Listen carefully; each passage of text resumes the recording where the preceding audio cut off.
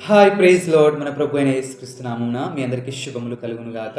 ఈ రోజు దేవుని వాగ్దానము కీర్తనల గ్రంథము 55వ అధ్యాయము 22వ వచనంలో మనం చూసినట్టయితే, నీ భారము యెహోవా మీద మోపుము, ఆయన నిన్ను ఆదుకొనును అని చెప్పి వ్రాయబడి ఉందండి. ఆమెను హల్లెలూయా.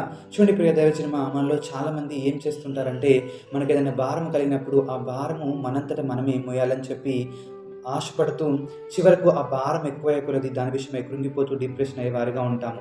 కానీ ఎప్పుడైతే మనకు భారం కలిగినప్పుడు ఆ భారం దేవుని పైన మోపేవారిగా ఉంటామో, అప్పుడు మనకు తేలిక కలిగి మన జీవితంలో ముందుకు వెళ్ళే వారిగా ఉంటామండి. మనం పరిశుద్ధ గ్రంథంలో కూడా చూసినట్టయితే, హన్నా గారు గొడ్రాలు అనే ఒక భారము మోస్తుంది.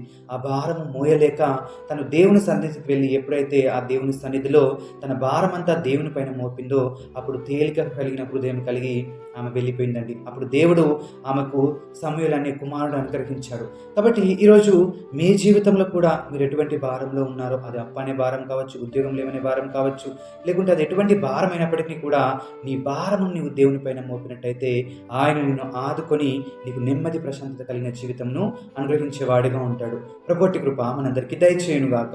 ఆమేన్. హల్లెలూయా.